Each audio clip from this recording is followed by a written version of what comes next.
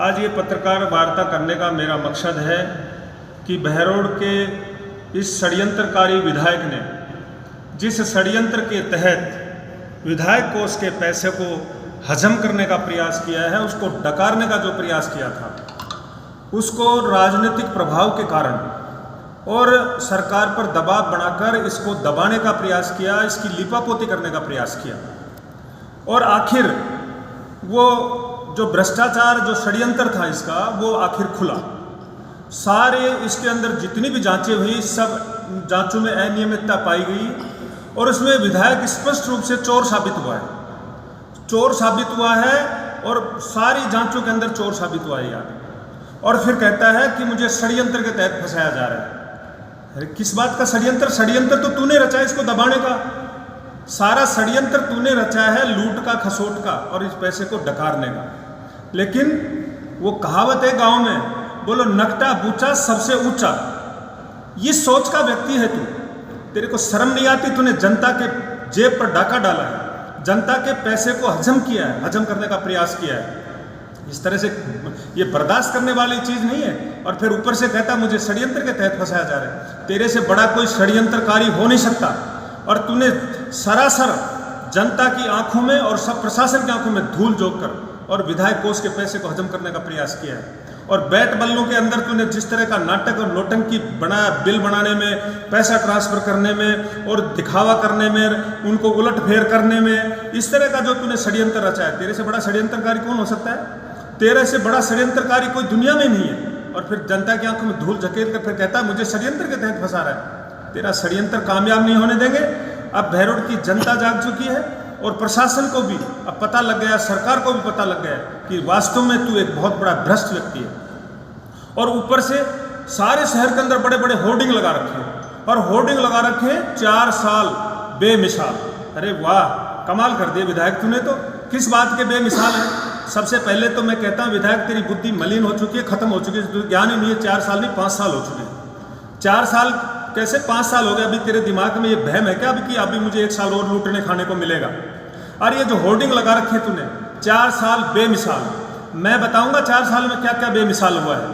4 साल के अंदर गुंडागर्दी 5 साल बेमिसाल और थोथी घोषणा 5 साल बेमिसाल, चोरी डकैती लूटपाट 5 साल बेमिसाल, तानाशाही 5 साल बेमिसाल, गुरुजनों का अपमान 5 साल बेमिसाल, गुंडाराज 5 साल बेमिसाल, बहन बेटियों का अपमान 5 साल बेमिसाल, लूट की छूट 5 साल बेमिसाल, नशाखोरी शराबखोरी 5 साल बेमिसाल और बैट बल्ला चोरी 5 साल बेमिसाल, चून चोरी 5 साल बेमिसाल और बहरोड की जनता का अपमान 5 साल बेमिसाल और ट्रांसफर उद्योग 5 साल बेमिसाल।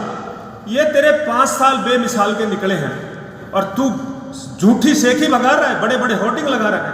1 नंबर का चोर और डकैत व्यक्ति है तू। जनता के साथ अपमान किया है, जनता के साथ अन्याय किया है। तेरे को लूटने खाने के अलावा तेरा कोई काम नहीं रहा। तूने जनता का शोषण किया है और क्षेत्र के अंदर गुंडागर्दी, भ्रष्टाचार और अभद्रता फैलाई है तूने।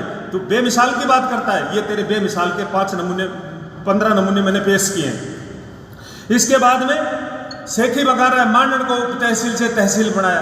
अरे तहसील उप तहसील तो चालू नहीं हुई, उप तहसील से जनता को फायदा नहीं हुआ और वो धरातल पर कुछ भी नहीं है और तहसील और बढ़ा दिया। और दूसरा गंडाला को उप तहसील, गंडाला को उप तहसील आज तक चालू नहीं है। गंडाला के अंदर कोई काम ही नहीं होने, जनता परेशान हो रही है। मांडन और जखरना माजरी को मॉडल पीएससी बनाना। किस बात की मॉडल पीएससी? अरे बोर्ड लगाने से मॉडल पीएससी बन गई क्या? उसमें सुख सुविधाएं, संसाधन तो जीरो है। क्या है वो? पहले जो सुविधा थी वो भी नहीं है। इस तरह का वातावरण तूने बना रखा है। नांगल खोड़िया पीएससी वो फॉर्म में नहीं आई अभी तक। जिला अस्पताल के अंदर क्या बना रखा? बोर्ड लगाया, उसके अलावा कुछ लेना देना नहीं है। क्या किया? संसाधन तो है नहीं। अरे मरीज तो अभी दिल्ली जयपुर भग रहे हैं, जिला अस्पताल में मरीज ठहरते नहीं है। इस तरह की व्यवस्था है तेरी। नगर पालिका बरडोज बढ़ा दिया, नगर पालिका बरडोज में बोर्ड लगा के दिखा दिया, वहाँ कुछ भी नहीं है। ना अग्निशमन सेवा है, ना कोई वार्ड में कोई सफाई है, ना कोई किसी तरह की गाड़ियाँ हैं, ना कोई संसाधन है। जीरो पे। सरकार चुनावी दबाव के कारण ने घोषणाएं की, खाली थोथी घोषणाएं। सरकार ने रेवड़ी बांटने का काम किया है और इस तरीके से कहता है मिडवे खुलवा दिया। मिडवे तेरा ऐश और अय्यासी का अड्डा है। तूने खुद की सुख सुविधाओं के लिए, अपने स्वार्थ के लिए इसको चालू करवाया। अरे एक कमरा चालू है जिसमें तू रहता है और एक किचन चालू है जिसमें तेरा खाना दाना तैयार होता है। मिडवे का जनता को क्या फायदा है? जनता को कोई लेना देना नहीं। किस तरह का तूने ये ढोंग और नाटक करके अपनी सुख सुविधा जुटाई? मिडवे से हमारा कोई लेना देना नहीं। और बहरोड को जिला बनाने के लिए तू होर्डिंग पर लिखता है। अरे बहरोड जिला कहाँ बना है? जनता की आंखों में धूल क्यों झोंक रहा है? बहरोड को तूने बेचकर खा गया। तू बहरोड को कोटपुतली के नेताओं के सामने सरेंडर होकर बहरोड को कोटपुतली के गिरवी रख दिया तूने। और कोटपुतली के आगे अगर बहरोड लिखने से अगर बहरोड जिला बनता है तो फिर मैं कहता हूं कि दिल्ली के आगे बहरोड लिख दो, बहरोड भारत की राजधानी कहलाने लग जाएगा। अगर इसी तरह से अगर जिले बनते हैं तो फिर राजधानी भी कहलाने में क्या जोर पड़ता है? इस तरह के नाटक और नौटंकी और ड्रामा करके बहरोड की जनता के साथ तूने कुठाराघात किया है। बहरोड की जनता की अपेक्षाओं पर तूने प्रहार किया है। अब बहरोड की जनता तुझे किसी भी सूरत में बर्दाश्त नहीं करेगी। और नाटक करता है लिंक रोड के लिए 750 करोड़ रुपए। कहाँ 750 करोड़ रुपए? मुख्यमंत्री भी अपने क्षेत्र में नहीं लगाएंगे 750 करोड़ रुपए। ये जनता को मूर्ख बनाता है। 750 करोड़ रुपए का हमें कोई हिसाब दे। 750 करोड़ रुपए कहाँ लगा? अरे जो सड़कें भारतीय जनता पार्टी के राज में, कुंड रोड की सड़कें, इधर मोहम्मदपुर जागवास की तरफ जो सड़कें हैं, इधर ऊंटोली की सड़कें, वो तो तेरे से नहीं बढ़ पाई जो भारतीय जनता पार्टी के राज में मंजूर हुई थी। और तू 750 करोड़ रुपए दिखाकर नौटंकी कर रहा है। किस बात के 750 करोड़ रुपए लगाए तूने 7.5 करोड़ रुपया भी नहीं लगाया बहरोड के अंदर। तूने बहरोड की जनता की आंखों में धूल झोंक रहा है ये नाटक और नौटंकी करके। और कहता है स्विमिंग पूल बनाई स्कूल में। स्विमिंग पूल एक भी स्कूल में नहीं है। सारे स्विमिंग पूल के अभी तो बैट बल्ले का भंडा फूटा है, अभी स्विमिंग पूल का भंडा और फूटेगा। स्विमिंग पूल के नाम पर भी तूने पैसा खाया है। ये तेरी अभी पोल, तू अपनी पोल खुद खोल रहा है स्विमिंग पूल का नाम लेकर के ना, इस तरह का। और बैट बल्ला चोरी करी है तूने, जांच में अनियमितता पाई है, तू सरासर चोर साबित हुआ है। और मैं कहता हूं कि आप जल्दी तेरा इलाज होने वाला है। अब जेल के दरवाजे तेरा बेसब्री से इंतजार कर रहे हैं, तुझे जेल के अंदर जाना पड़ेगा, ये मैं गारंटी के साथ कहता हूं। तूने इस तरह की लूट और खसोट मचाई है, जनता तेरे को मुंह तोड़ जवाब देगी उसका। और कहता है कि 200 विधानसभाओं में मैंने मान बढ़ाया है। अरे काले कपड़े पहनकर एक जल्लाद किसी ड्रेस में घूमकर तूने क्या दिखा दिया? क्या मान सम्मान बढ़ा दिया? हमारे बहरोड की जनता का तूने अपमान किया है। और फिर कहता है कि 200 विधानसभा की टिकट बहरोड बांटेगा। किस बात की टिकट बांटेगा? तू अपना भविष्य देख लेना। तेरा पार्टियां साफ है, तेरी कहानी खत्म हो चुकी है। बहरोड के अंदर तू लंबे सपने लेना बंद कर। मुख्यमंत्री के सपने ले रहा है, तू विधायक बन के दिखा देना। बहरोड से जीवन में तू पंच बन के दिखा देना, मैं गारंटी के साथ कहना चाहता हूं। तीसरी बात कहता है मैं सदन का सितारा।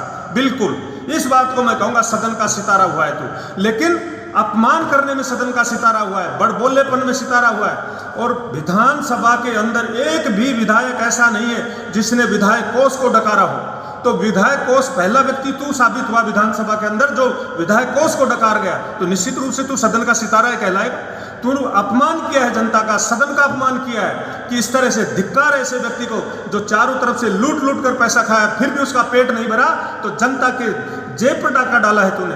जनता का जो पैसा था, जो जनता के अधिकार का पैसा था, वो भी डकारने का प्रयास किया। तो निश्चित रूप से जनता को अपमानित करने का सितारा बना है तू। जनता हुआ उसके अंदर बदनामी का सितारा बना है तू विधानसभा के अंदर। ये सितारा है। इस तरह के सितारे होते हैं क्या जो भ्रष्टाचार में डूबे हुए व्यक्ति हैं। और 200 की 200 विधानसभा में कहता है डंका बजा दिया मैंने। बिल्कुल डंका बजाया।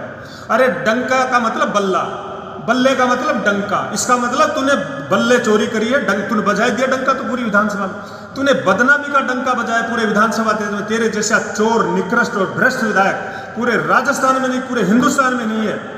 और तू सदन का सितारा कहलाता है। लेकिन ये जरूर है गंदगी के मामले में अपमान, जनता को मतलब जनता के साथ कुठाराघात करने में, और विधायक कोष का पैसा खाकर तू सदन का सितारा बनाया, इसमें कोई शक नहीं है। ये मैं तेरे सदन के सितारे की बात देता हूँ। और तू धमकी देता है हमको, कभी मारवाने की, कभी पिटवाने की। मैं कहता हूँ विधायक छाछ के भरोसे गर्म दूध में हाथ मत दे देना। मेरा नाम महेंद्र सिंह है। My name is Mahendra Singh Yadav. I am ready forever. You may come anywhere और any time. I am ready और you may come anywhere any time with your warriors and your weapons. मेरा कहने का मतलब मेरा नाम महेंद्र सिंह यादव है। तू कहीं भी किसी भी जगह आ सकता है, तेरे गुंडों के साथ, तेरे हथियार के साथ आ जाना। महेंद्र सिंह तैयार है। ये तेरी धमकियों से दबने वाला इंसान नहीं हूं मैं। बहरोड की जनता के मान सम्मान के लिए मैं कुछ भी करने के लिए तैयार हूं। मैं डरने वाला नहीं हूं। बहरोड के मान सम्मान और स्वाभिमान के लिए महेंद्र सिंह हर कुर्बानी करने के लिए तैयार है। तेरा हर वक्त मुकाबला करने के लिए तैयार है। तुझे खुली चुनौती देता हूं, तेरे जचे जिस रूप में आ जाना, लेकिन बहरोड की जनता का अपमान बर्दाश्त नहीं करेगा महेंद्र सिंह। और उसके बाद में मेरे को अगर टिकट मिला, भारतीय जनता पार्टी ने टिकट दिया, तो मैं तेरे को दावे के साथ कहता हूं बहरोड की जनता तुझे दौड़ा दौड़ा कर पीटेगी और तुझे घुटनों के ऊपर चलाएगी और फिर चारू खाना चित्त करके और बहरोड की जनता का आशीर्वाद लेकर तेरे को मुंह तोड़ जवाब दिया जाएगा। ये मैं तेरे को चेतावनी और देता हूं और तेरे को बता दिया है, तू चुनाव तक तो शायद जेल की सलाखों में मिलेगा, ये मैं कहना चाहूंगा। और तुझे ये और बता देता हूं, तूने संत महात्माओं पर जिस तरह की, हमारे लोकप्रिय सांसद बहन बालकनाथ पर जिस तरह की अभद्र टिप्पणियां करी है, उस संत का श्राप लगेगा तुझे और उस श्राप से तू बच नहीं सकता, किसी भी सूरत में नहीं बच सकता, तुझे जेल का मुंह देखना ही देखना पड़ेगा। ये मैं तेरे को गारंटी के साथ कहना चाहूंगा। अंत में मैं तेरे को ये कहना चाहता हूं कि बहरोड की धरती पर इस तरह का एक भ्रष्ट, आताताई और निकृष्ट कोटि का विधायक आज तक बहरोड के अंदर नहीं आया है और तुझे किसी भी सूरत में बर्दाश्त नहीं करेगी बहरोड की जनता। और तूने जिस तरह का कुठाराघात किया जनता के साथ, तेरे को मुंह तोड़ जवाब दिया जाएगा।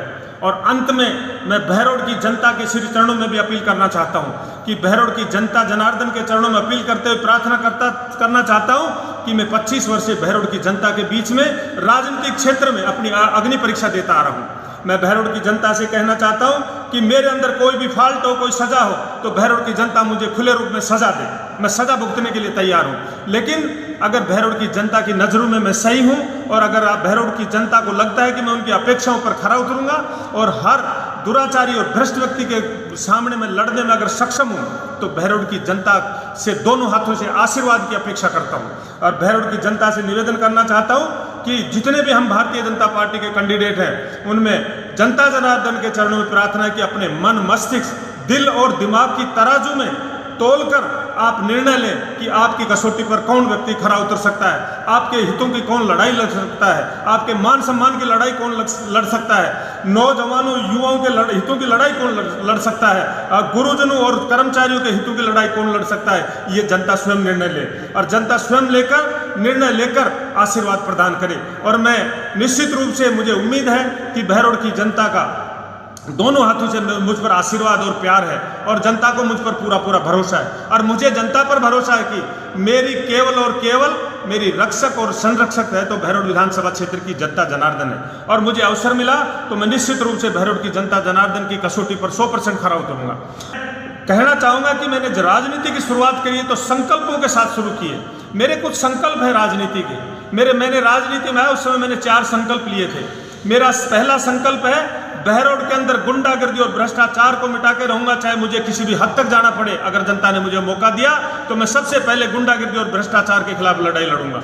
मेरा दूसरा संकल्प है गांव के गरीब, मजदूर, वंचित और पिछड़े लोगों को ये जो विधायक हैं ये लूट कर ले जाते हैं, ये इनको मतलब मत ले जाते हैं इनका, और चुनाव जीतने के बाद में इनको शक्ल नहीं दिखाते हैं और इनका अपमान करते हैं, उनकी उपेक्षा करते हैं। अगर मुझे अवसर मिला तो मेरा दूसरा संकल्प है गांव के गरीब, वंचित, मजदूर, पिछड़े और कर्मचारी और अधिकारी सबका सम्मान सुरक्षित रहेगा। सब